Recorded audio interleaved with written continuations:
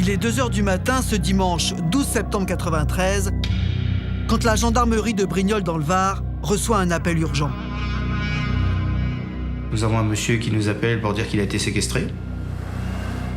On a senti la détresse de monsieur dès l'appel, donc tout de suite une patrouille a été dépêchée sur place.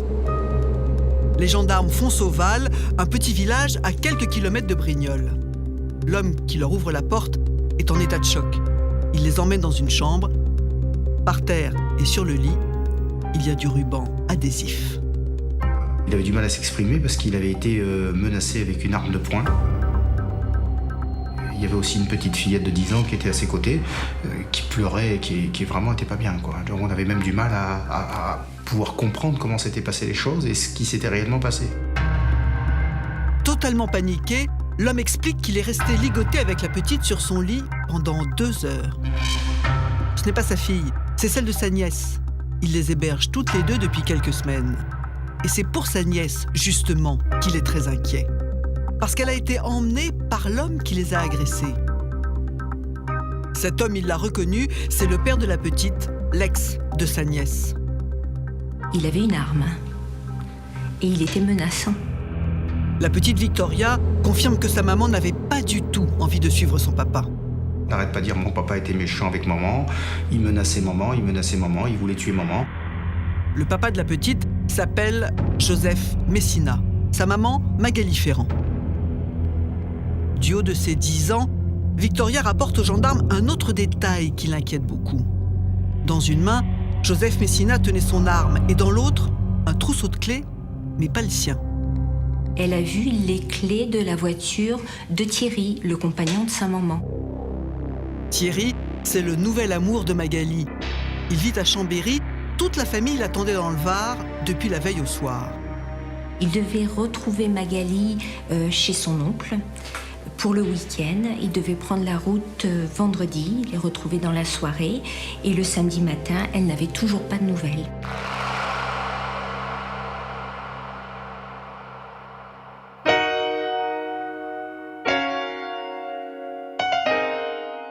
Colonel Alain Sévilla, à l'époque, vous êtes le commandant de la compagnie de gendarmerie de Brignoles. L'oncle vient de vous donner un nom, Joseph Messina. Qu'est-ce que vous faites à ce moment-là ? Immédiatement, notre première réaction, naturellement, c'est de faire l'environnement de cette personne, donc d'interroger nos fichiers et de contacter naturellement nos homologues de Chambéry, parce qu'on sait que Messina est de Chambéry, pour faire l'environnement le plus rapide de la personne. Donc que vous disent les gendarmes de Chambéry ?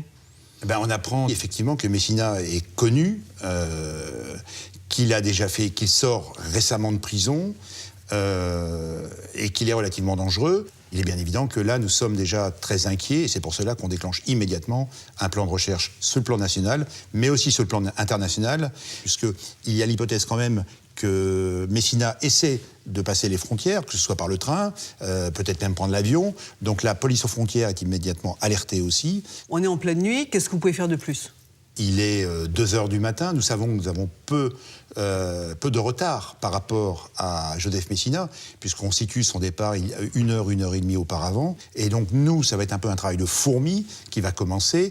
On va attendre que les gens se réveillent le matin pour faire le porte-à-porte, pour essayer d'obtenir des renseignements. On va accentuer les patrouilles dans tout le secteur de Brignoles pour voir si on n'aperçoit pas Messina quelque part dans la région. La petite fille a parlé du compagnon de Magali, Thierry Garbolino. Elle a même dit que Messina avait les clés de sa voiture. Nous sommes aussi très inquiets pour Thierry Garbolino. Et d'ailleurs, les gendarmes de Chambéry vont se rendre dans la nuit au domicile avec la famille pour bien vérifier qu'il n'est pas au domicile. Et il n'y est pas. Et il n'y est pas. Magali s'est installée au Val 2 mois plus tôt, à la mi-juillet. Elle a appelé son oncle un matin et elle lui a demandé si elle pouvait venir chez lui. Elle lui a expliqué qu'elle voulait quitter Chambéry, où elle vit habituellement avec Victoria. Elle voulait s'éloigner de son ex-compagnon, Joseph Messina. Ça s'est fait un peu précipitamment. Je dis, bon, il y a quand même quelque chose qui s'est passé, quoi. Moi, j'ai bien vu que ça allait pas, quoi. Oui, j'ai compris qu'elle avait peur de lui. Moi, je dis, elle va venir pour les vacances et bon, peut-être ça va s'arranger. Messina ne connaissait pas cet oncle. Il ne l'avait jamais rencontré, apparemment. Elle était partie sans laisser d'adresse. Elle était vraiment au secret dans ce petit village. Elle était quasiment anonyme avec sa petite fille. La seule personne qui sait où est Magali, c'est Thierry, son nouvel amoureux. Il est déjà venu plusieurs fois au Val, passer quelques jours avec elle et Victoria. C'est un garçon très gentil, sympathique, jovial, très amoureux. Le samedi matin, Magali était donc très inquiète.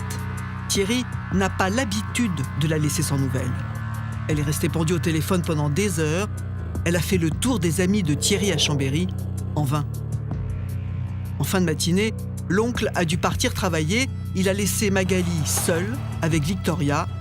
Et vers midi, la petite était en train de déjeuner, puisqu'il semblerait que la maman n'avait pas très faim à ce moment-là.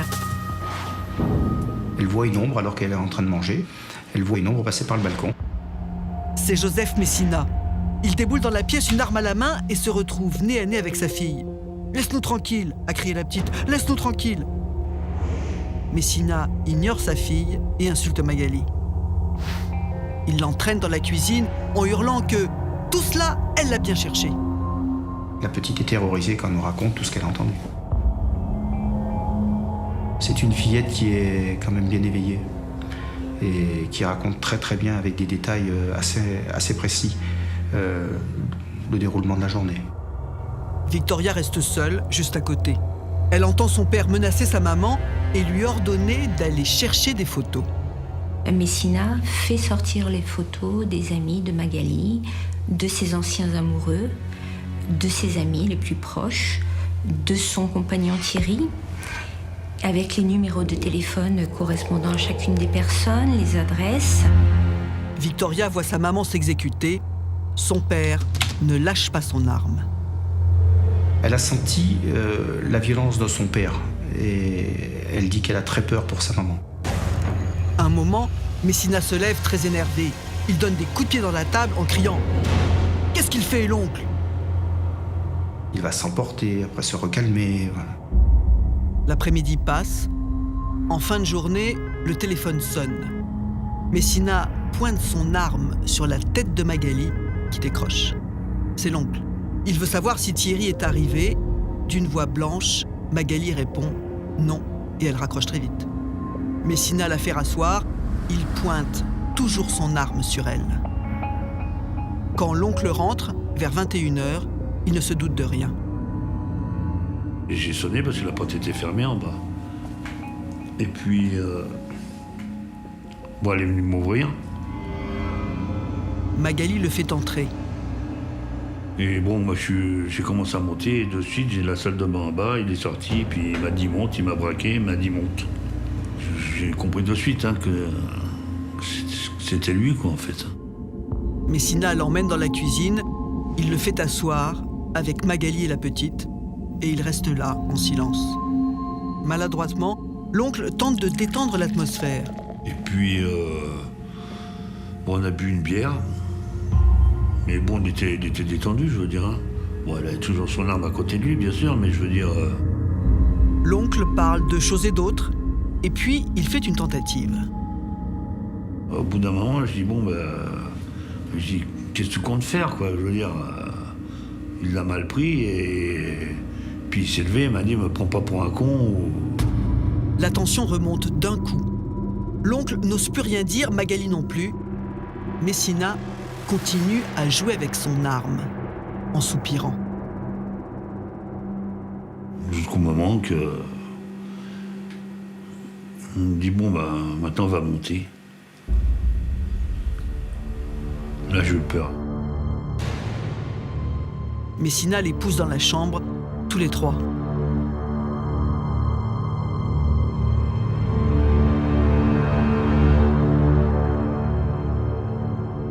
Il m'a dit, tu t'allonges. Je me suis allongé, de toute façon, j'avais pas le choix. Puis il a commencé à m'attacher, les poignets, les chevilles, je crois. Je me Ils disent bon, ils vont me laisser là, puis ils vont partir. Mais Messina fait allonger Victoria à côté de son oncle. Il les attache ensemble en leur disant qu'il emmène Magali. Elle reviendra les délivrer plus tard et il la laisse embrasser sa fille. Elle a dit 2 mots.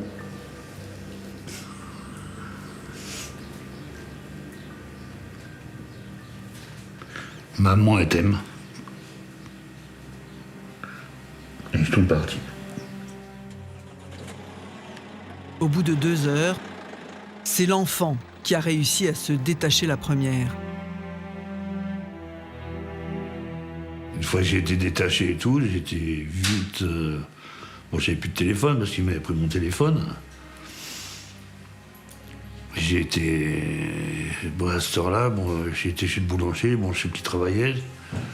Et j'y ai demandé, j'ai dit... ça lui ferait que je téléphone, quoi. Puis j'ai téléphoné à la gendarmerie.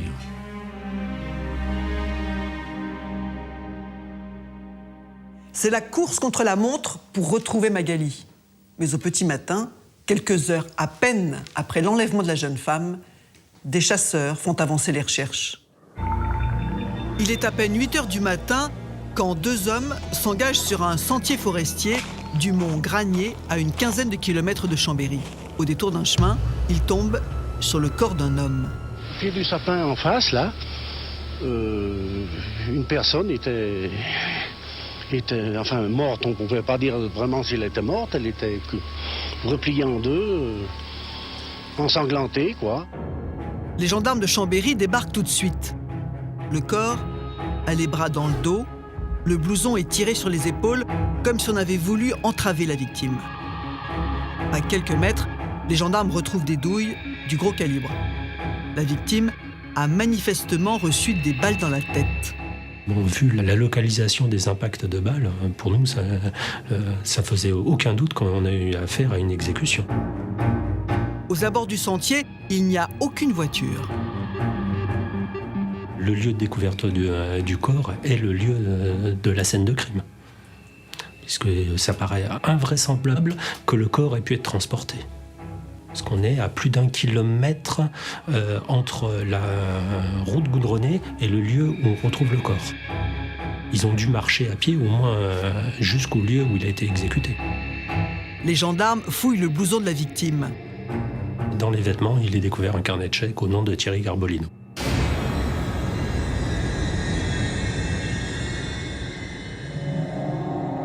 Thierry Garbolino. C'est chez cet homme que les gendarmes de Chambéry ont dû se rendre dans la nuit à la demande de leurs collègues du Var. Ils doivent maintenant vérifier si c'est bien Messina qui a fait le coup, s'il connaissait Thierry. Le jeune homme avait 27 ans, c'était le fils d'un couple de traiteurs réputés de Chambéry. Mon épouse m'accompagnait pour faire les réceptions le samedi soir. Et on rentrait des Bauges. On avait une grosse réception dans les Bauges, un gros mariage. Et on a eu un coup de téléphone vers... peu de temps après, on venait de s'endormir et on était convoqué à la gendarmerie de la Motte. Puis voilà, là on ne sait plus où on vivait, on ne sait plus où on était.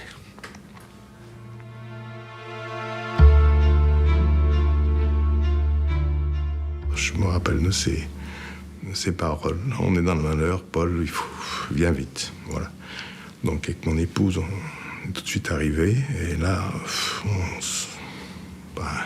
on ne voulait pas le croire. C'était pas possible qu'il puisse arriver à telle chose à Thierry. Quand les parents de Thierry apprennent que leur fils a été assassiné dans un bois, abattu de 2 balles dans la tête, ils ne comprennent pas. Thierry était un gamin attachant, sérieux, travailleur, près de sa famille. Et il était toujours très avenant avec tout le monde, très souriant. Il faisait le bonheur de ses parents. Thierry était ingénieur en informatique. Il venait tout juste de quitter ses parents pour s'installer dans un appartement près de Chambéry. Et depuis quelques mois, il était heureux avec sa petite amie Magali. Il nous l'avait présenté une fois. Il l'avait amené à la maison.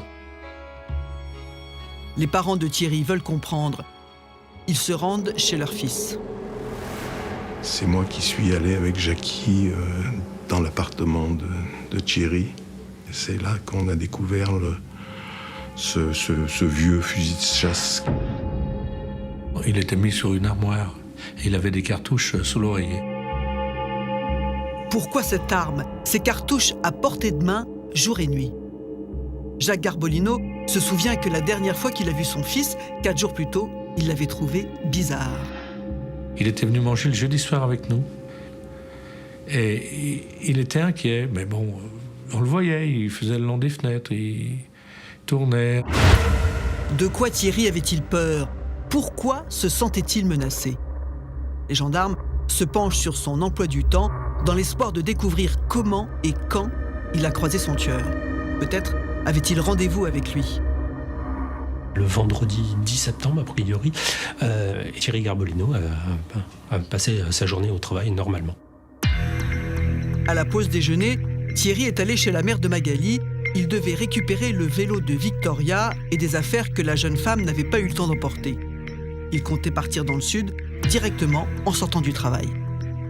En interrogeant ses collègues de travail, on apprend qu'il y a un collègue qui l'a vu en compagnie d'un autre homme et qui montaient tous les deux dans la voiture de Thierry Garbolino. Ça devait être aux alentours de 17h, 17h30. Les gendarmes de Chambéry lui présentent une photo de Joseph Messina. Ça fait tilt. Le collègue le reconnaît formellement. Donc on sait que le vendredi soir, après son travail, Thierry Garbolino est parti en compagnie de Joseph Messina.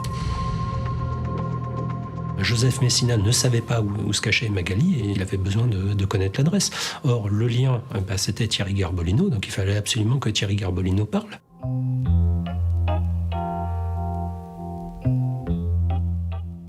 Colonel Alain Sévilla, Thierry Garbolino vient d'être découvert, donc mort à quelques kilomètres de Chambéry.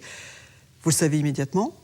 On sait que Messina est déterminé. On craint naturellement le pire pour Magali. Donc là, je dirais, on redouble d'attention par rapport aux investigations. Vous êtes dans le Var. Thierry Garbolino a été retrouvé près de Chambéry. Que pouvez-vous faire? Là, il est 8h30 du matin. Donc on continue les recherches à proximité du village du Val. Et d'ailleurs, ça va nous permettre de retrouver très rapidement, dès le petit matin, nous allons retrouver la voiture de l'oncle. Il a laissé la voiture de l'oncle et il est reparti avec la voiture de Thierry Garbolino, c'est ça? Voilà, tout à fait.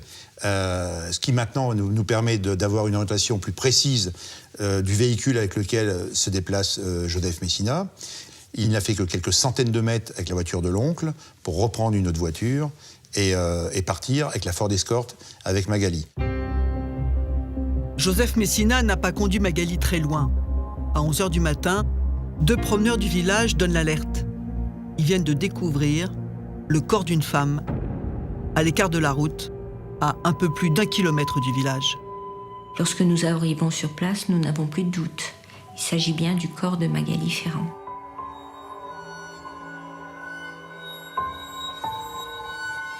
Le corps est agenouillé, face contre terre.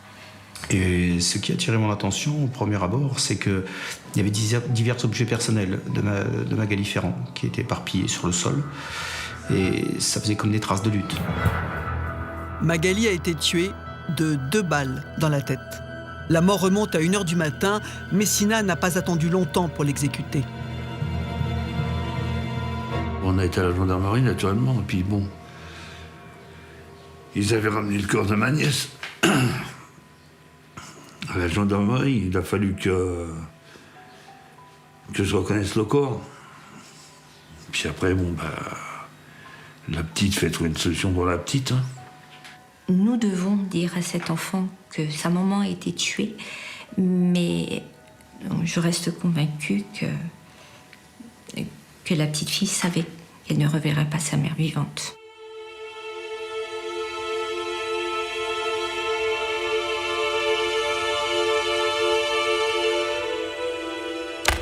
L'autopsie de Magali est réalisée dès le lendemain.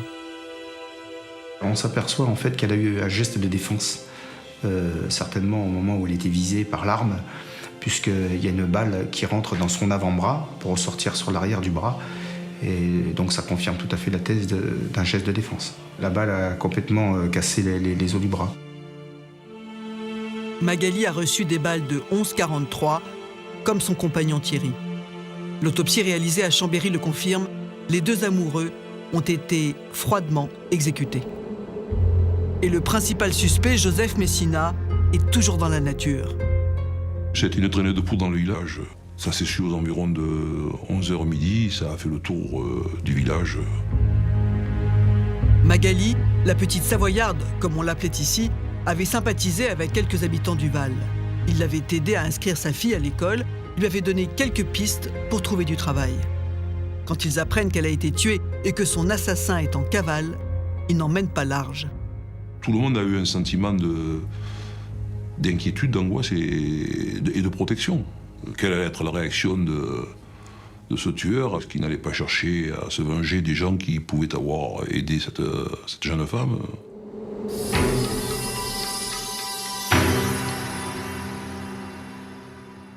Colonel Sevilla, vous avez une idée des motivations de Messina, de ce qu'il avait dans la tête ? Écoutez, en fin de matinée, on a déjà 2 morts, Thierry Garbolino, Magali, et là, pour nous, il y a 2 hypothèses. Soit maintenant, il va se mettre au vert, et on pense vraisemblablement en Italie. Il s'en est confié à sa fille dans la journée, c'est pour ça qu'on continue les investigations en Italie. Soit il continue, je dirais, dans sa démarche meurtrière, et là, on essaie de mettre à l'abri et de protéger le maximum de personnes dans l'environnement de Magali, que ce soit au niveau familial ou au niveau de ses relations amicales. Qu'est-ce que vous faites de la petite fille ? Elle est restée avec nous plusieurs jours. Elle a été accueillie et hébergée dans les familles de gendarmes,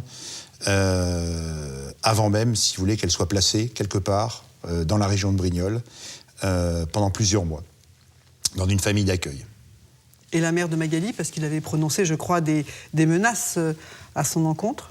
Tout à fait. La mère de Magali faisait partie des personnes pour lesquelles on avait pris les dispositions et qu'on avait demandé effectivement de déménager et d'éviter de donner une adresse.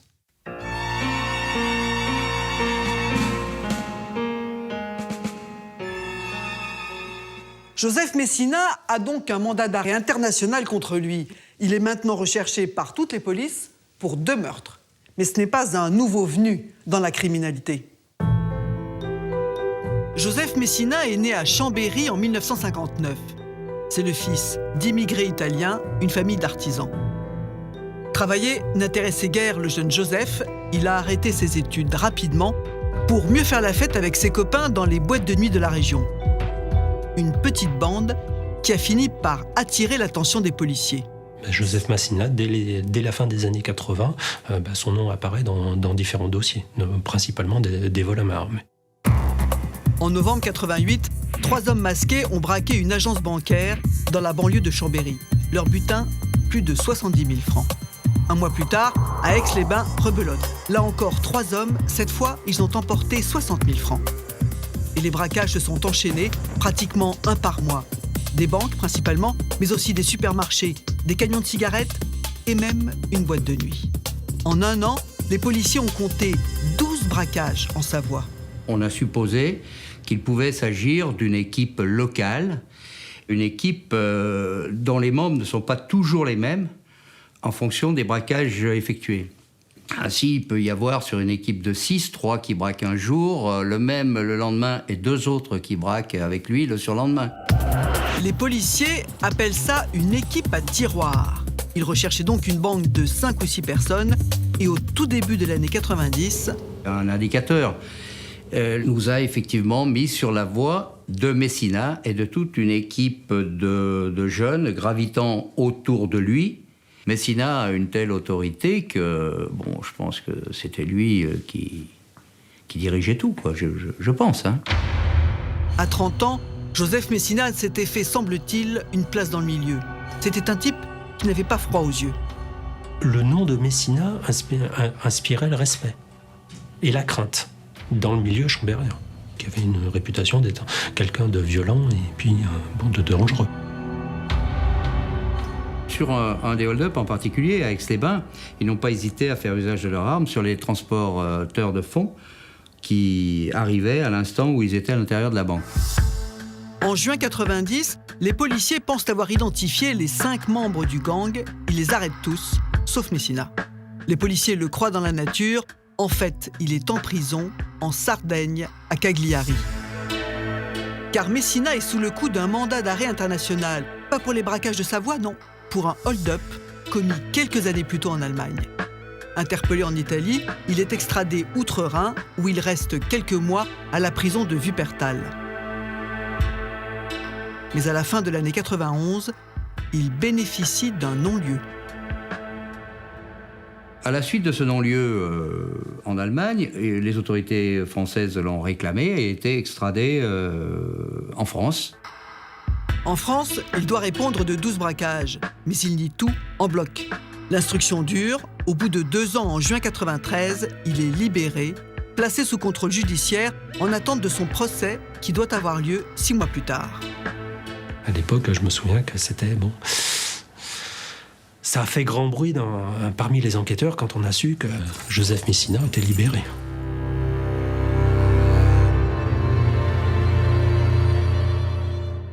Dominique, Messina, quand il tue Magali et Thierry, il est sous contrôle judiciaire. Ça veut dire qu'il vient d'être libéré. Pourquoi ?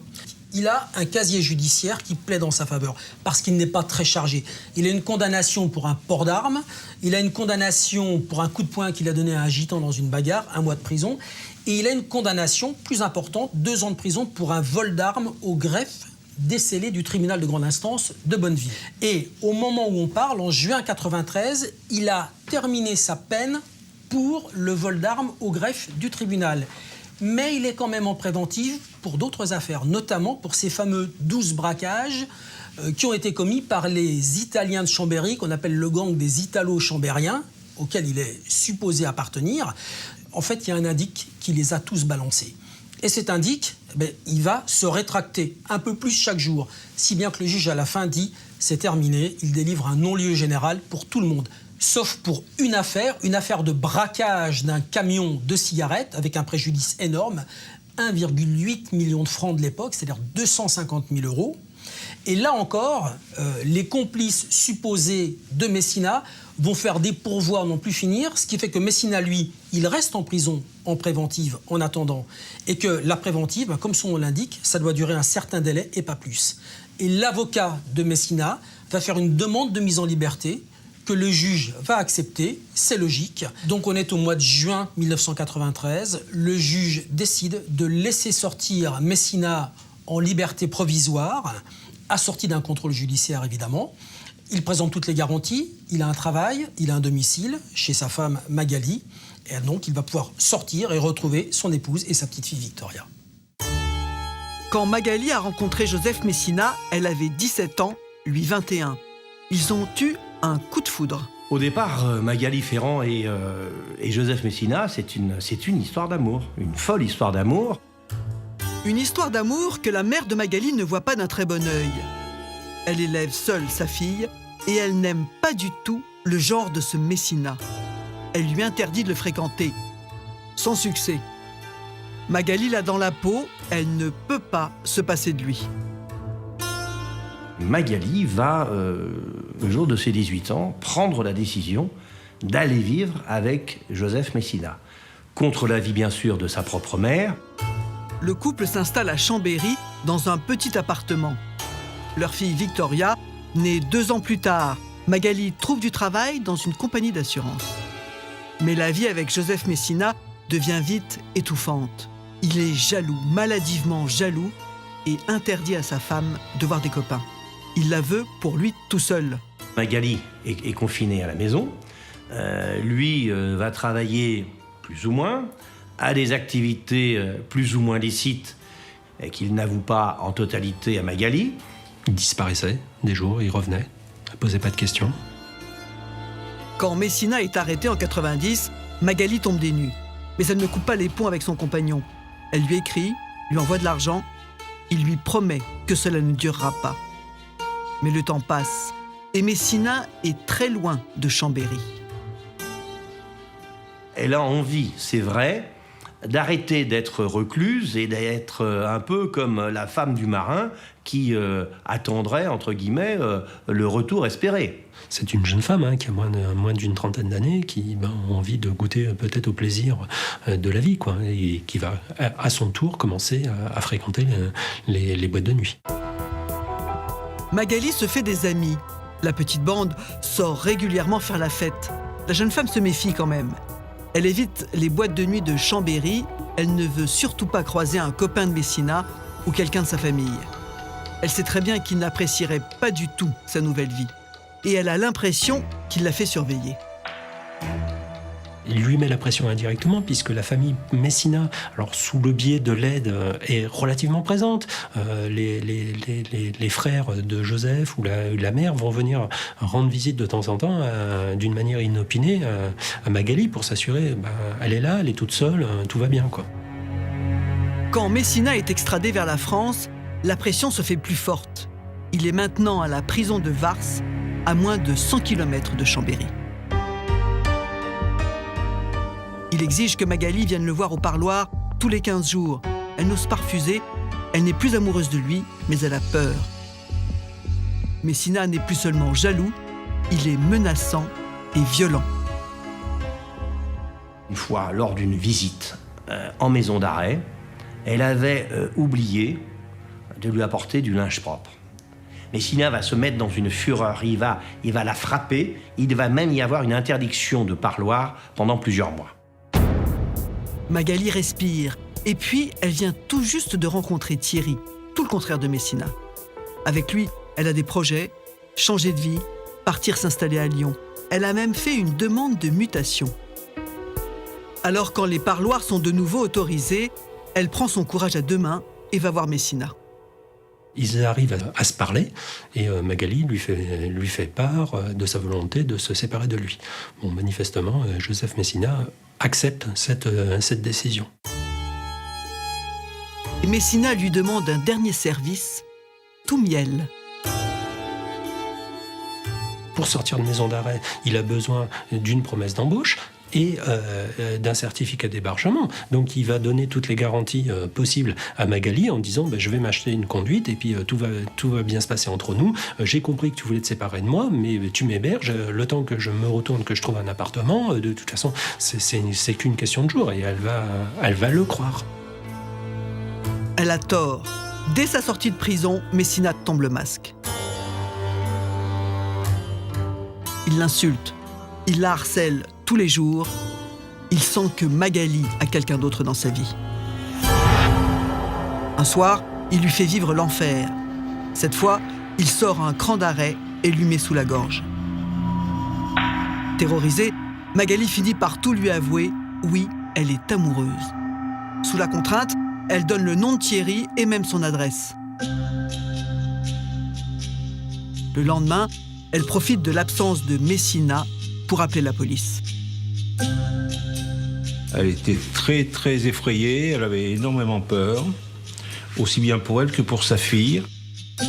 L'inspecteur lui propose de venir au commissariat déposer plainte, mais Magali a trop peur pour sortir seule.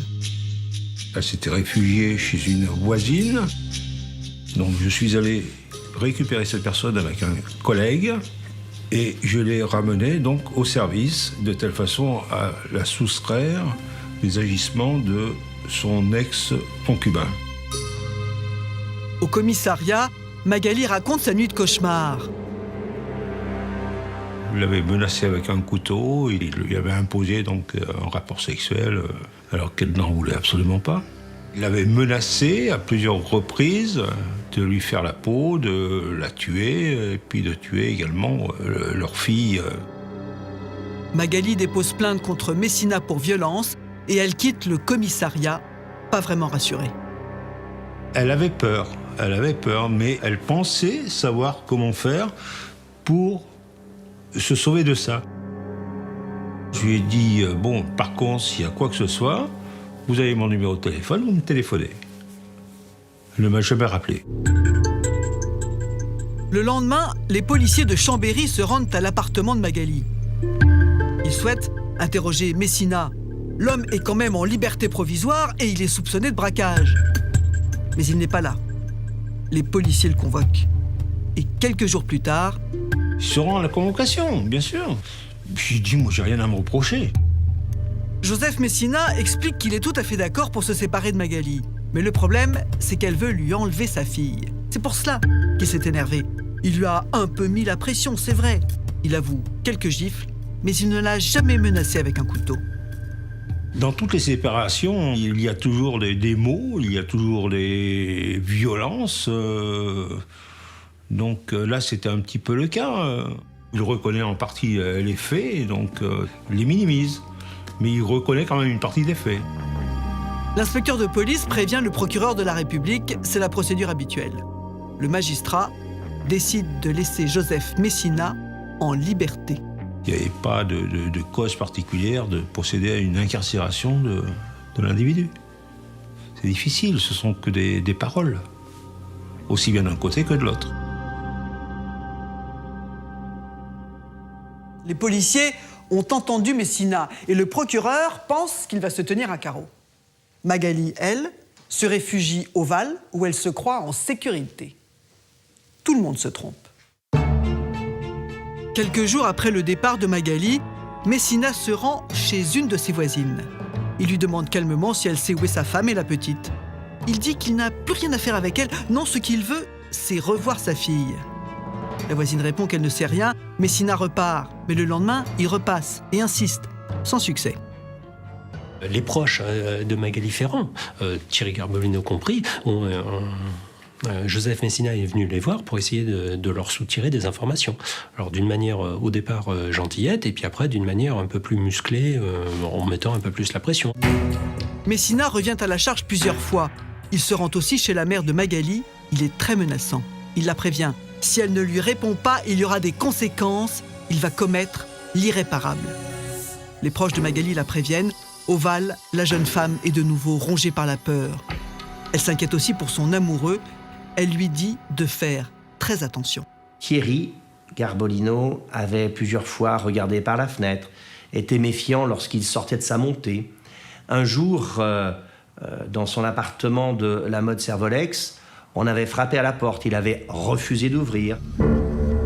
Quelques jours plus tard, alors que Thierry allait partir au travail, il a remarqué 2 hommes dans un étrange manège. Ça l'a beaucoup inquiété. Il a regardé, ils étaient en bas, auprès de sa voiture, en bas sur le parking de l'immeuble. Et son collègue de travail m'a dit, Thierry est arrivé, il était livide, il était vert. On a essayé de lui demander, il dit, oh, j'ai des soucis, voilà.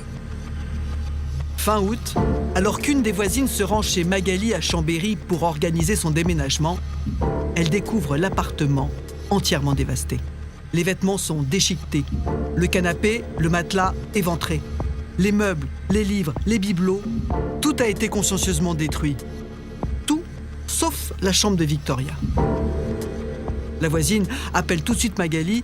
Pour elle, il n'y a aucun doute, ce saccage est signé Messina. Maintenant, Magali panique. Elle se confie à un voisin, elle ne sait plus quoi faire pour échapper à son ex. Il avait l'air de la considérer comme sa propriété. Magali était convaincue que de toute façon, s'il la retrouvait, il se vengerait, ou il la punirait. C'était le mot qu'elle avait employé, punition. Elle avait parlé de punition. Et elle avait dit que la punition, ce serait carrément une exécution. Le voisin lui conseille d'aller voir les gendarmes de Brignoles, mais Magali préfère rester prudente. Magali ne va pas à Brignoles, elle va à Draguignan, au commissariat de police de Draguignan. Elle s'éloigne parce qu'elle reste certainement convaincue qu'en allant un peu plus loin, elle n'éveillerait pas les soupçons. Magali explique qu'elle est en danger de mort. Le policier la prend très au sérieux. Il lui conseille de déposer plainte immédiatement. Mais ici, ce n'est pas possible. Elle habite le Val, c'est la gendarmerie de Brignoles qui doit prendre sa plainte. Mais Magali refuse d'y aller. Elle voulait juste parler, se soulager de son angoisse. En fait, elle a une peur panique de déposer plainte. Elle n'a pas osé parce qu'elle était convaincue qu'en déposant plainte, elle signalerait son lieu de résidence et que par là même, Messina découvrirait cette adresse. Magali tente alors autre chose. Elle écrit au juge des enfants à Chambéry. Elle écrit aussi au procureur plusieurs fois. Elle veut attirer leur attention, leur dire que Messina est dangereux.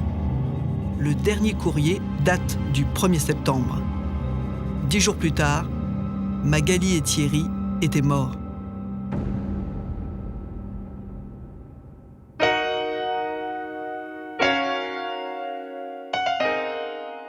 Serge Ravier, vous êtes à l'époque substitut du procureur à Chambéry. Magali avait tenté d'alerter de la dangerosité de Messina. Elle avait fait des courriers, elle avait porté plainte. Pourquoi n'a-t-il pas été arrêté à ce moment-là? On aurait peut-être dû plus écouter la grand-mère et la mère, mais rien dans les éléments juridiques qu'on avait pouvait laisser penser qu'il deviendrait aussi violent, aussi expéditif, qu'il arriverait à ses extrémités. Magali parle quand même d'un couteau. Il le nie. Mais qui faut-il croire?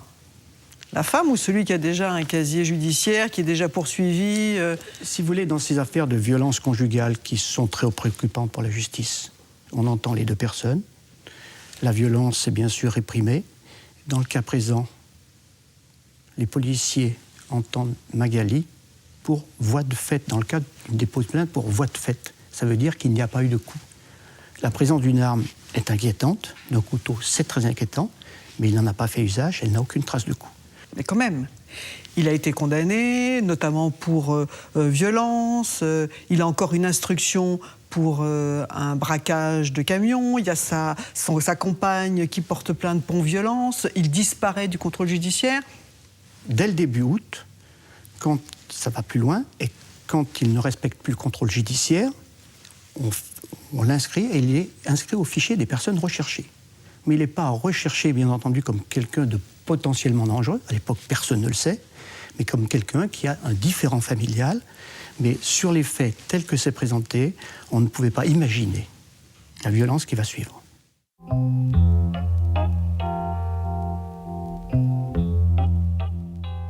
En France, à l'étranger, Messina est introuvable. Un mois passe, avant que les gendarmes ne découvrent un premier élément, la voiture de Thierry Carbolino. La Ford est au pont de Bonvoisin, à une trentaine de kilomètres de Chambéry. C'est là qu'on la retrouve, 37 jours après le double meurtre, garée sur le parking de la Poste. Les portes sont verrouillées. Est-ce que cette voiture est toujours utilisée par Joseph Messina et à ce moment-là, il ne faut pas y toucher et mettre en place une surveillance? Ou est-ce que c'est un véhicule qui a été posé là depuis plusieurs jours et qui n'est plus du tout utilisé? Les gendarmes interrogent les commerçants. On va apprendre que cette voiture-là est là depuis plus d'une quinzaine de jours et qu'elle ne bouge pas du tout, quoi. Apparemment, Messina a abandonné la voiture ici, peu de temps après le double meurtre. Les gendarmes la fouillent, aucun indice, aucune piste. Messina reste insaisissable. Est-ce qu'il a les moyens d'être en cavale? Parce que une cavale, il faut quand même de l'argent. Donc, manifestement, en sortant de prison, on n'en a pas forcément. Quel soutien logistique il a, ça on ne sait pas. Donc on va essayer de découvrir tout ça. Depuis un mois, les gendarmes ont placé tout l'entourage de Messina sur écoute. Sa famille, ses amis, ses connaissances dans le milieu.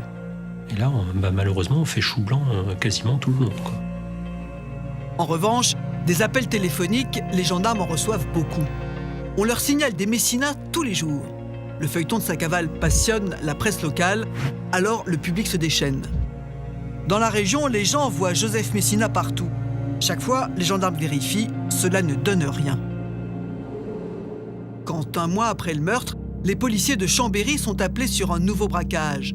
Une banque vient d'être cambriolée en plein centre-ville. Ils entendent les employés. Le hold-up a été commis par un homme seul. Il rentre dans la banque avec une arme de poing qui est un pistolet 11-43, donc une grosse arme. Il menace tout le monde. Il est à visage découvert et ostensiblement, il ne cherche pas à se cacher. La scène a été filmée par une caméra de vidéosurveillance. Le braqueur, c'est Joseph Messina. Il s'est coupé les cheveux, il porte une moustache, mais il est parfaitement reconnaissable.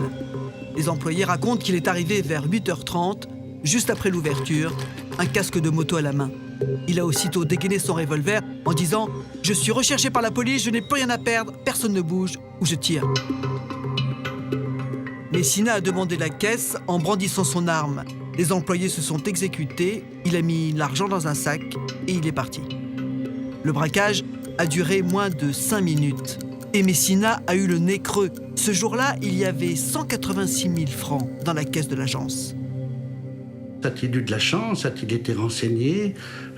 C'était très rare qu'il y ait une somme aussi importante en dépôt, sauf sur commande. Mais très habituellement, il n'y a pas autant d'argent dans une agence bancaire qui est de moindre importance. À Chambéry, c'est la stupéfaction. Il veut faire voir qu'il n'a pas peur et qu'il est, il est là dans le coin. Voilà, quoi. C'est presque par fanfaronnade qu'il intervient en disant « Vous voyez, je suis toujours là, et même si vous me recherchez, parce qu'il savait très bien qu'il était recherché, j'arrive encore à vous berner. » Il y a un peu un sentiment d'échec en se disant « Mince, nous on le recherche déjà depuis un mois et on n'est pas capable de lui avoir la main dessus alors qu'il vient presque nous défier ici, quoi. » Et ce n'est pas fini. 2 mois après le hold-up de Chambéry, le 15 décembre, Messina fait de nouveau parler de lui. Dans la matinée, un étrange courrier parvient à l'agence du Dauphiné libéré de Chambéry. C'est une très longue lettre, 80 pages, soigneusement numérotée. Elle commence par « Je suis bien Joseph Messina, actuellement en cavale ». L'auteur a pris soin d'y imprimer ses empreintes digitales.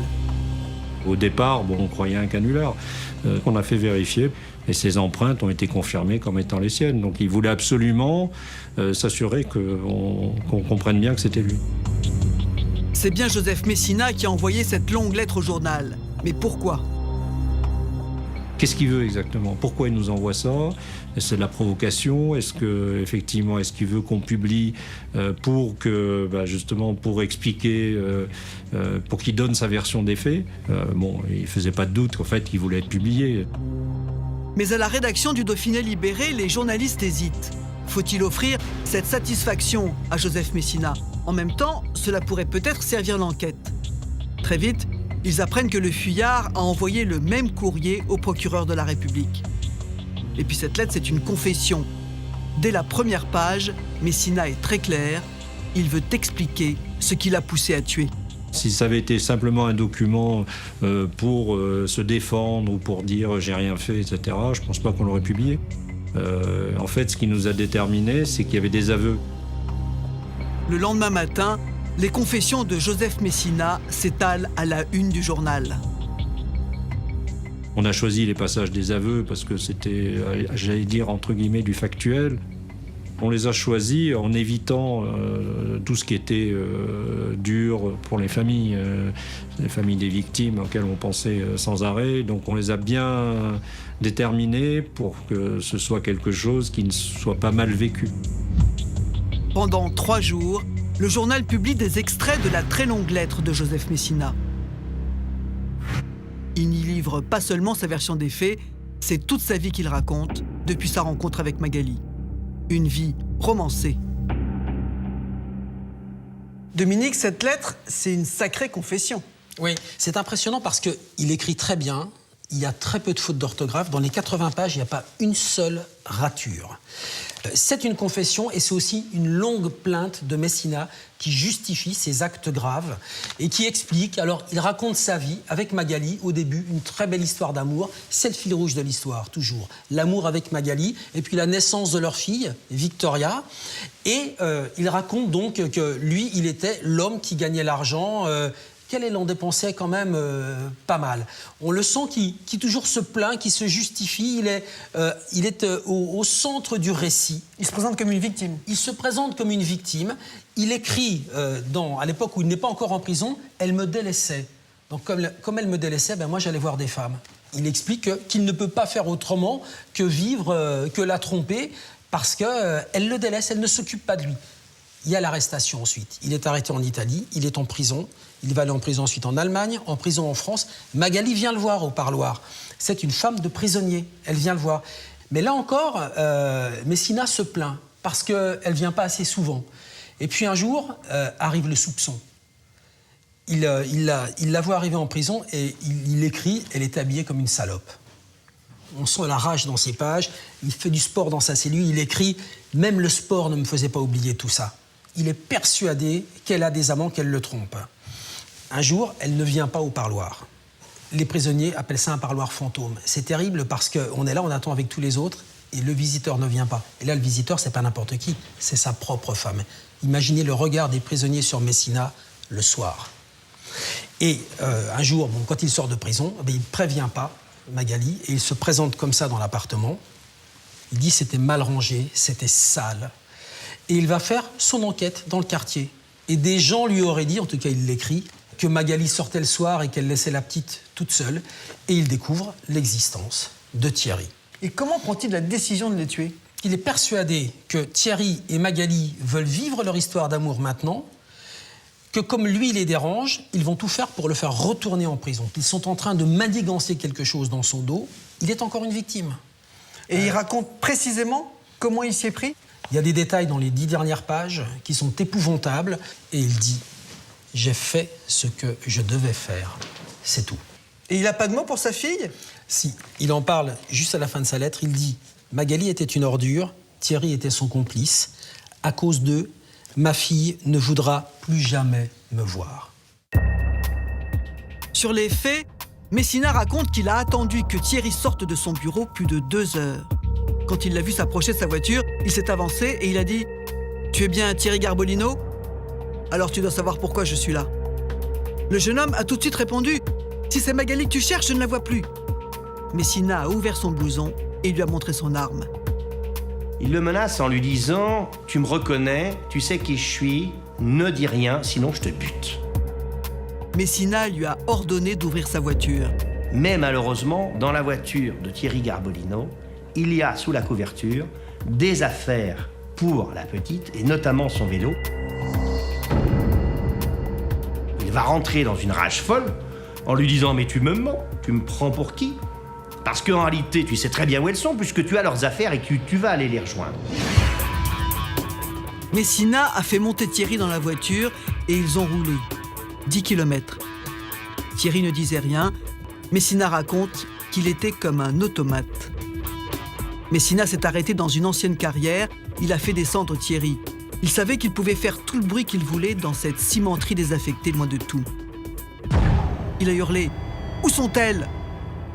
Et il va lui mettre une grande gifle pour le faire parler. Thierry Garbolino va tomber. Il a maintenu Thierry au sol et il lui a passé des menottes. Il a hurlé une nouvelle fois « Où sont-elles ?» Le jeune homme affolé lui a donné l'adresse. Messina raconte que ça l'a écœuré. Thierry prétendait aimer Magali ? À sa place, je me laisserai tuer, mais jamais je ne donnerai ma femme. Après ça, il a voulu en savoir plus. Il a demandé d'autres détails à Thierry. Si l'oncle avait un fusil, comment était son appartement ? Puis il l'a relevé. Thierry Garbolino est remis dans la voiture. Joseph Messina reprend le volant et va prendre la direction du col du Granit. Et ils ont roulé encore plusieurs kilomètres. Au bout d'un moment, Messina s'est arrêté au bord d'un sentier. Il a fait descendre Thierry. Il lui a enlevé les menottes. Le jeune homme lui a demandé ce qu'il allait faire. Joseph Messina dit qu'il va l'emmener un peu plus loin pour le laisser, pour être sûr qu'il ne prévienne personne. Messina a dit à Thierry qu'il allait l'attacher quelque part. Pour le rassurer, explique-t-il, et le faire avancer docilement sur le chemin. Après plusieurs minutes, Messina a fait arrêter Thierry. Il lui a tendu une cigarette. « Fume !» lui a-t-il ordonné. Thierry lui a redemandé ce qu'il allait faire. Messina a répondu « Je tuerai Magali demain, et toi tout de suite. » Il a levé son arme.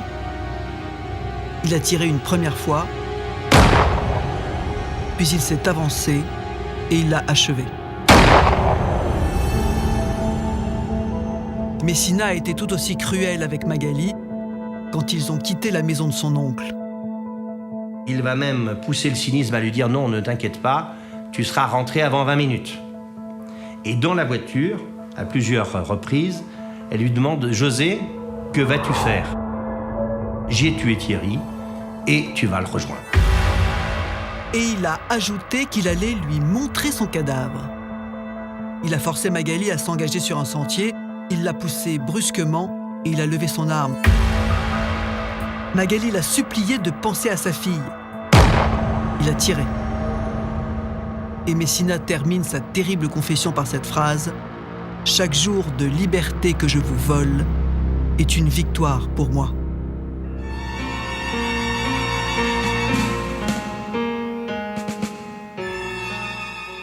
Monsieur Ravier, des aveux par courrier, c'est une première pour vous, ça? Des aveux aussi complets, aussi longs, 80 pages, lettres bâton, écrits, du début jusqu'à la fin.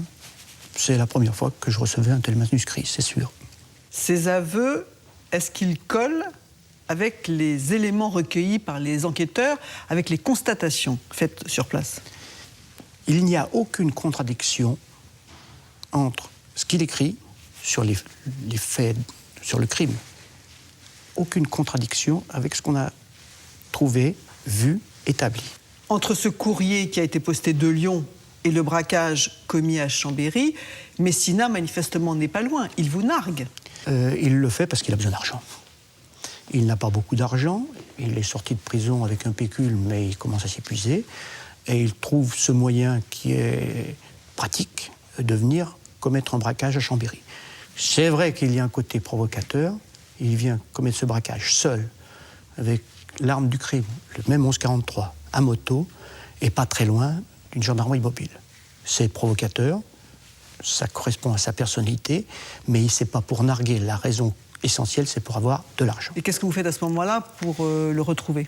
Vous activez vos indices, vous faites des opérations coup de poing dans le milieu, qu'est-ce que vous faites? Effectivement, tous les policiers qui ont eu à cœur, et les gendarmes à cœur d'arrêter Messina, doivent activer tous les moyens légaux, bien sûr, pour essayer de retrouver Messina. Et effectivement, comme Messina était connu et fréquentait beaucoup de boîtes de nuit, il y a eu des actions policières dans les boîtes de nuit partout pour essayer, ce qu'on appelle mettre le coup de pied dans la fourmilière, pour essayer de voir si Messina est toujours en Savoie et s'il peut être arrêté.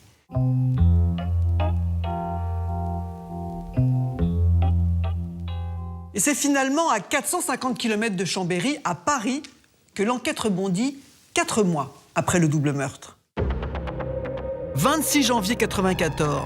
Ce matin-là, des inspecteurs de la brigade de répression du proxénétisme perquisitionnent un petit 2 pièces dans le 5e arrondissement.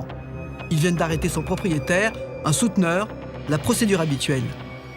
Et là, grosse surprise, à l'intérieur du tambour de la machine à laver le linge, une sacoche dans laquelle se trouve un Colt 45, il y avait plusieurs chargeurs, il y avait des boîtes de munitions, des holsters.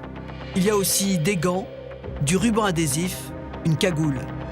On passe franchement du proxénète au braqueur. Pour nous, arme à feu, produit pour se grimer, on est sur quelqu'un qui commet des braquages et il convient d'identifier qui fait ces braquages. Le souteneur leur dit qu'il n'est au courant de rien. Il loue cet appartement à un homme qu'il n'a jamais vu, il est passé par un intermédiaire. Les policiers veulent quand même vérifier. Là, grosse enquête de voisinage autour, dans le bâtiment, pour essayer de savoir qui vit dans ce studio. Et là, la description qui nous est donnée, visiblement, ce n'est pas notre souteneur.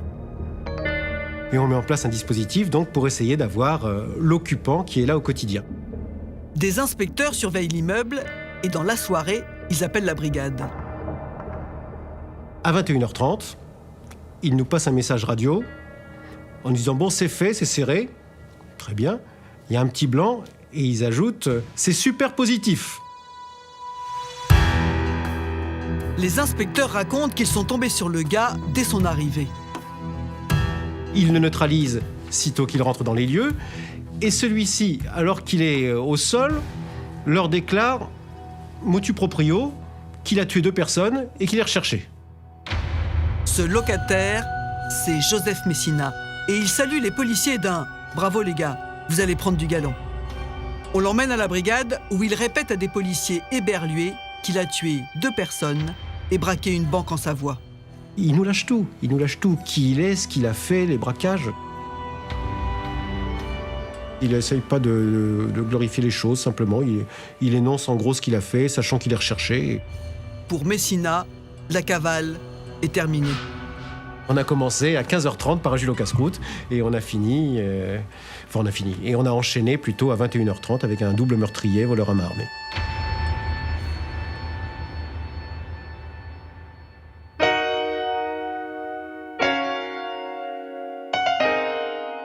Maître Bernard Ripert, vous êtes l'avocat de Joseph Messina. Vous le connaissiez bien auparavant, en fait. Vous aviez été son avocat lors des braquages. Oui, je le connaissais avant cette malheureuse affaire, puisqu'il m'avait désigné dans le cadre des différents voleurs avec armes, dans le cadre desquels il était mis en examen. Mais il avait été remis en liberté provisoire et je n'avais plus de contact avec lui quand tout cela est arrivé. Cette fois, c'est plus le même homme. Il s'agit quand même d'assassinat. Qu'est-ce qu'il vous dit sur les faits ? Si vous voulez, moi je crois que c'est toujours le même homme. Messina était un voyou, un beau mec, comme on disait à l'époque, un grand voyou qui avait ses règles, qui avait sa moralité à lui. Et la prison elle-même avait contribué à faire de lui ce qu'il était. Et je pense que ce qu'il a fait, il l'a fait dans la continuité de son personnage, de son idéologie, de ses attitudes. C'est-à-dire ? C'est-à-dire que dans ce milieu-là, et à l'époque, il y avait des valeurs qui étaient les leurs et qui devaient être partagées par leur entourage. Les voyous, les vrais, n'acceptent pas d'être abandonnés, trahis par leurs amis, par leur famille. Non, ils n'acceptent pas non plus, mais par leurs compagnes, ils ne peuvent pas le supporter. Messina, c'est très clair, s'est senti à la fois trahi et abandonné par sa compagne quand il était en détention. C'était chez lui une grande douleur. Comment abordez-vous le dossier ? Comme un crime d'honneur, comme un crime passionnel, comme un crime machiste ? Oui, vous avez employé 3 qualificatifs, honneur, passionnel et machiste. Il y avait de tout cela dans ce comportement et même beaucoup d'autres choses. Il avait une souffrance telle face à cette situation, face à ce qu'il ressentait comme un abandon et une trahison, qu'il ne pouvait pas vivre avec. Et que pour lui, la seule manière d'y mettre un terme, c'était de passer à l'action. Il l'a fait après avoir beaucoup réfléchi et en toute connaissance de cause. Donc pour ma part, je n'avais pas d'autre choix que de suivre la voie qu'il avait lui-même tracée, qui était celle de l'explication des comportements humains, même extrêmes. Que risque Messina ? Non, attendez, je pense qu'on ne peut même pas dire que risque-t-il. Que va-t-il avoir ? Il le savait, et il savait très bien qu'il aurait le maximum. Mais il avait pris sa décision de passer à l'action et de commettre ce qu'il a commis, sachant qu'il serait un jour retrouvé, un jour arrêté, un jour condamné. Ça, il le savait. Si vous voulez, la peine n'était pas un enjeu. Le 10 octobre 1995, le procès de Joseph Messina s'ouvre devant la cour d'assises de Chambéry. Le public est venu en nombre, curieux de voir à quoi ressemble ce double meurtrier qui a nargué la police pendant 5 mois. Il ne va pas être déçu. D'emblée, Messina donne le ton. Il refuse de répondre aux questions du président. Il exige de faire d'abord une lecture de sa confession. Le président refuse tout net. « Dommage, dit Messina. J'aurais voulu que les gens que j'estime connaissent mes raisons. » Il est très narcissique, il n'y a que lui qui l'intéresse. On se demande même s'il pense à sa fille le jour où il est jugé par la cour d'assises de la Savoie. Il répond quand il l'entend, de la façon dont il veut, et si l'ordre des questions ne lui plaît pas, eh bien il le fait savoir, et de façon parfois même véhémente. Sans surprise, Joseph Messina revendique son geste. Magali l'a bafoué, humilié. Un homme comme lui ne peut pas accepter ça. Et il a une certaine complaisance à raconter les faits et toujours à se donner un rôle, non pas de justicier difficile devant une cour d'assises, mais en tout cas le rôle de l'homme qui a voulu sauver son honneur. Et quand vient le moment d'évoquer le meurtre de Thierry, et Joseph Messina va alors s'adresser directement à M. Garbolino en lui disant qu'il a en effet tué Thierry, qu'il ne le regrettait pas, mais qu'il était complaisant vis-à-vis de lui. Il a simplement dit que c'était un bon garçon. Ça veut dire quoi ? Vous enlevez la vie à quelqu'un puis vous dites que c'est un bon garçon ? M. Garbolino va se retourner en lui disant « Vous m'avez pris mon fils, je vous demande rien, taisez-vous ». Mais Messina ne se démonte pas. Devant les jurés, il continue à clamer « Oui, je suis un assassin, mais un assassin propre, en paix avec sa conscience. » L'homme reste fidèle à sa ligne de défense, même quand on lui présente l'arme avec laquelle il a tué ses 2 victimes. L'huissier audiencier va présenter l'arme à Joseph Messina, qui va s'en saisir, qui va la soupeser, qui va la caresser. Et il caressait son arme, ça durait...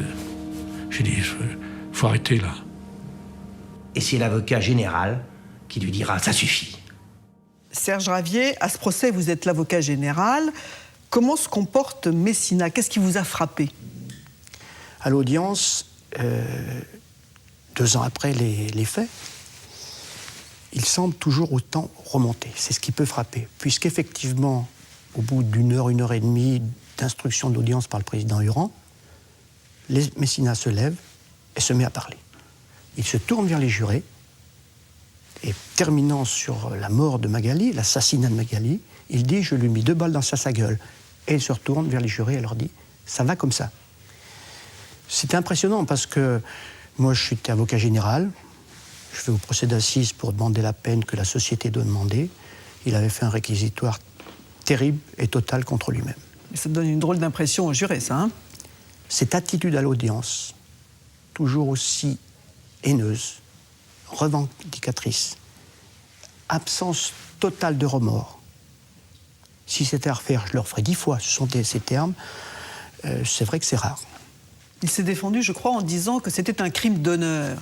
Qu'est-ce que l'honneur a à voir là-dedans? Crime d'honneur, pour moi, c'est un oxymore, l'alliance de 2 mots que je ne associerai jamais en tant que magistrat, en tant qu'humaniste, parce que quand on tue quelqu'un, c'est jamais un honneur. Comment présentez-vous dans ce procès ces 2 crimes? Dans le cas présent, Messina est devant la cour d'assises pour répondre de 2 assassinats. La préméditation est totale, la volonté criminelle est totale, le mode d'exécution parfait.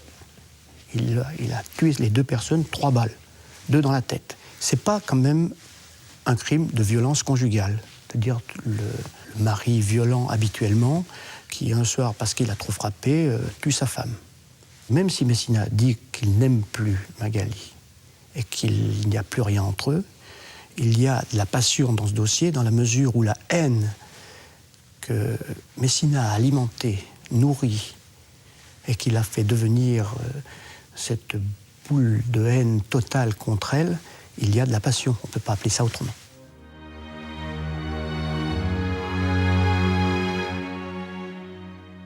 Maître Ripert, l'avocat général vient de requérir une peine de perpétuité avec 15 ans de sûreté. C'est à votre tour de plaider. Que dites-vous aux jurés? Oui, vous savez, ce n'est pas une surprise. C'était attendu et nous le savions.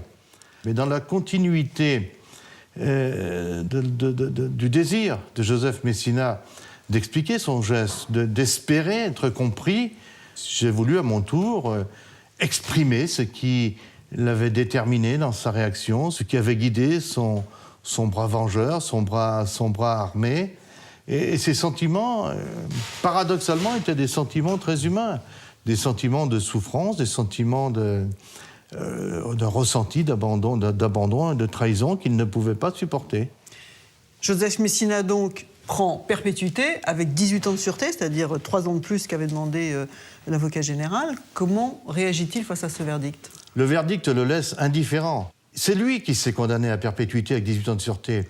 Et cela, les juges, les jurés et l'avocat général peuvent ou devraient mal le ressentir. C'est lui qui s'est infligé cette peine. Il s'est infligé cette peine lorsqu'il a commis les faits qu'il commettait. Et en les commettant, il savait qu'il s'infligeait cette peine. Et donc, il l'acceptait. Non, l'attitude de Joseph Messina ne me paraît pas normale. Mais il ne me paraît pas normal de ne pas s'interroger sur ce qu'il y a à l'origine de cette attitude pour essayer de faire en sorte que ce genre d'attitude ne se reproduise plus. C'est paradoxal, mais je pense qu'il vit mieux en l'ayant fait que s'il ne l'avait pas fait. Ces paroles sont terribles.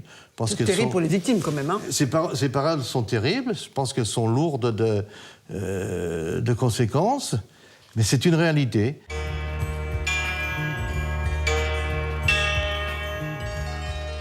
À l'époque, il n'y avait pas d'appel aux assises. Joseph Messina est donc parti pour de longues années en prison. Lui qui disait dans sa lettre de confession qu'il avait peur de vieillir, c'est ce qu'il fait derrière les barreaux.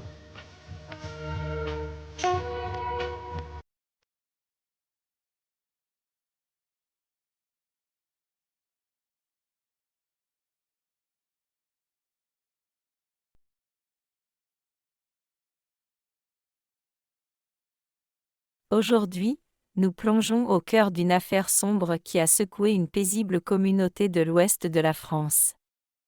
C'est le récit d'une disparition inexplicable, d'un mensonge soigneusement échafaudé et d'une quête obstinée pour faire éclater la vérité. Derrière l'image d'un quotidien ordinaire, les apparences cachent parfois des failles invisibles et des secrets redoutables. L'histoire débute au commencement du printemps, dans une petite commune calme bordée de verdure. Magali est une femme discrète, dévouée à sa famille et appréciée de ses proches pour sa gentillesse et sa bienveillance. Pourtant, depuis plusieurs mois, son existence est marquée par des tensions grandissantes et des choix difficiles. Elle tente de reconstruire son indépendance et de repartir à zéro, cherchant à s'éloigner d'un climat familial devenu lourd et étouffant. En ce matin ordinaire de février, rien ne laisse présager le drame qui se joue à l'abri des regards. Magali accomplit ses tâches habituelles avant de quitter son logement pour effectuer une marche, une habitude quotidienne qui lui permet de se ressourcer. Les heures passent, mais la jeune femme ne donne plus aucun signe de vie. Ses proches s'inquiètent rapidement de son silence inhabituel, d'autant plus qu'elle n'aurait jamais abandonné son entourage sans prévenir. L'alerte est donnée auprès des autorités, déclenchant immédiatement les premières recherches dans tout le secteur. La disparition est jugée particulièrement préoccupante au vu des éléments recueillis sur place et des témoignages des proches. Les enquêteurs sillonnent la région, interrogent le voisinage et analysent le parcours habituel de la trentenaire.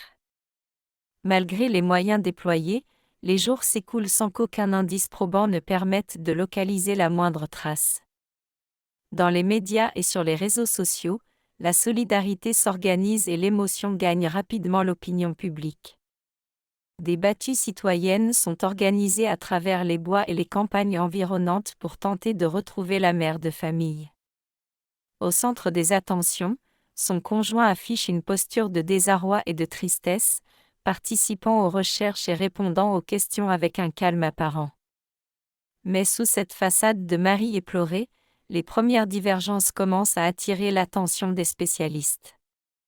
Alors que l'enquête piétine en surface, les forces de l'ordre adoptent une méthode méthodique pour reconstituer l'emploi du temps de chaque protagoniste.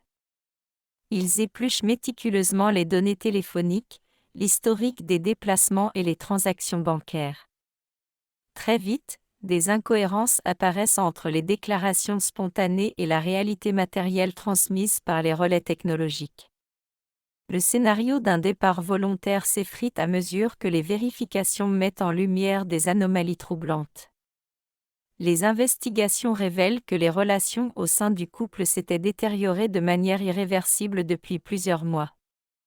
Des conflits financiers et des différends personnels profonds émaillaient leur quotidien, poussant la trentenaire à chercher un nouveau départ.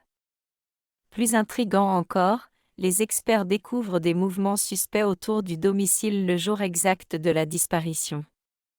La certitude qu'un acte malveillant s'est produit à l'abri des regards devient l'hypothèse de travail prioritaire. Les gendarmes étendent leur vérification au cercle familial élargi et découvrent des éléments encore plus complexes.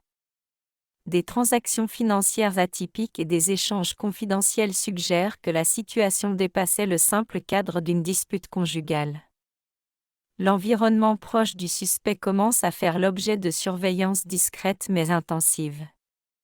Chaque témoignage est passé au crible pour démêler le vrai du faux dans ce réseau de déclarations contradictoires. Pendant plusieurs semaines, la stratégie des enquêteurs consiste à laisser l'auteur présumé croire que son plan a fonctionné. Ils accumulent des preuves matérielles indiscutables tout en observant ses moindres faits et gestes. Les relevés de géolocalisation de plusieurs véhicules permettent d'isoler des créneaux horaires suspects et des itinéraires inhabituellement empruntés en forêt. La pression monte progressivement autour du cercle restreint des intimes. Face à l'accumulation d'éléments matériels irréfutables, les forces de l'ordre décident de passer à l'action. Une opération ciblée est lancée pour placer en garde à vue les individus susceptibles d'être impliqués dans la disparition. Interrogé longuement dans les locaux de la gendarmerie, le compagnon se retrouve confronté aux preuves téléphoniques et aux incohérences flagrantes de son récit initial. Le mur de certitude qu'il avait bâti commence à se fissurer sous le poids des questions précises. Au cours des auditions poussées, l'attitude de l'homme bascule. Privé de ses arguments et coincé par la chronologie établie par les analystes, il finit par céder à la pression. Il passe aux aveux et reconnaît être l'auteur du crime, mettant fin à un insoutenable suspense qui durait depuis un mois. Il explique avoir agi lors d'une altercation au sujet de leur séparation, refusant de voir son ancienne compagne refaire sa vie.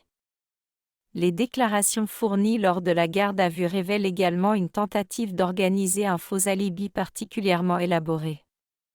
L'auteur a tenté d'égarer les recherches en utilisant le téléphone de la victime après les faits et en sollicitant l'aide de tiers.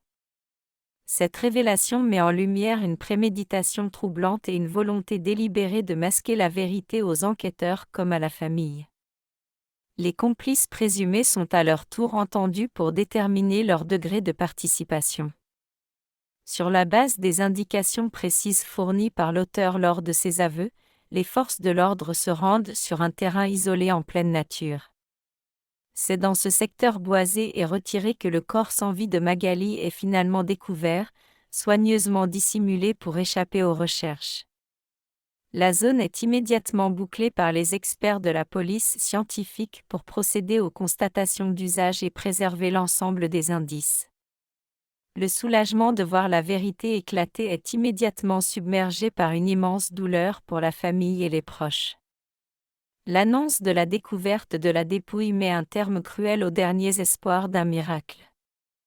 La petite communauté, sous le choc, rend hommage à la jeune femme à travers des rassemblements silencieux et des dépôts de fleurs.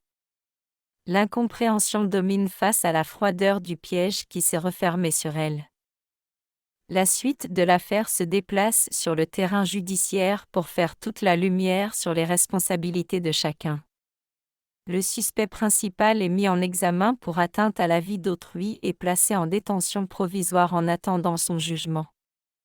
Les personnes ayant gravité autour du drame font également l'objet de poursuites pour leur rôle passif ou actif dans la tentative de dissimulation. La justice s'attache à comprendre l'engrenage exact ayant mené à cette fin tragique. L'instruction judiciaire s'attache à reconstituer les derniers moments de la victime et l'organisation minutieuse qui a suivi le drame. Les expertises psychiatriques et psychologiques se succèdent pour analyser la personnalité de l'accusé et comprendre les ressorts de son passage à l'acte. Les rapports d'autopsie viennent confirmer les circonstances violentes du décès, balayant définitivement les hypothèses de l'accident ou de la légitime défense. Au terme d'une longue procédure d'instruction, le procès s'ouvre devant la cour d'assises dans une salle d'audience comble. Les débats poignants permettent à la famille de faire entendre sa voix et d'exiger une peine à la hauteur de la gravité des faits. Face aux juges et aux jurés, l'accusé exprime des regrets, mais l'analyse des faits montre la préméditation et la froideur des jours qui ont suivi le crime. À l'issue de plusieurs jours de débats intenses, le verdict tombe, infligeant une lourde peine de prison à l'auteur des faits. La justice reconnaît la préméditation et la gravité extrême des actes commis envers une personne qui cherchait simplement à vivre librement. Les personnes ayant aidé à masquer le crime reçoivent également des sanctions appropriées à leur degré d'implication. Ce jugement apporte une forme de réponse institutionnelle, même si rien ne pourra effacer l'horreur. Ce drame rappelle avec une douloureuse clarté les dangers qui peuvent couver au sein de relations toxiques et destructrices. L'affaire Magali Blandin est devenue le symbole de la lutte contre les violences faites aux femmes et de la nécessité de repérer les signaux d'alerte avant qu'il ne soit trop tard. La mémoire de Magali demeure vivante à travers l'engagement de ses proches et les actions de sensibilisation menées en son nom. Nous arrivons au terme de ce récit. L'histoire de Magali nous rappelle que derrière les façades les plus tranquilles peuvent se cacher des drames insoupçonnés, mais aussi que le travail persévérant de la recherche de la vérité finit par l'emporter sur le mensonge. Merci de nous avoir suivis pour cet épisode. Prenez soin de vous et à très bientôt pour une nouvelle affaire.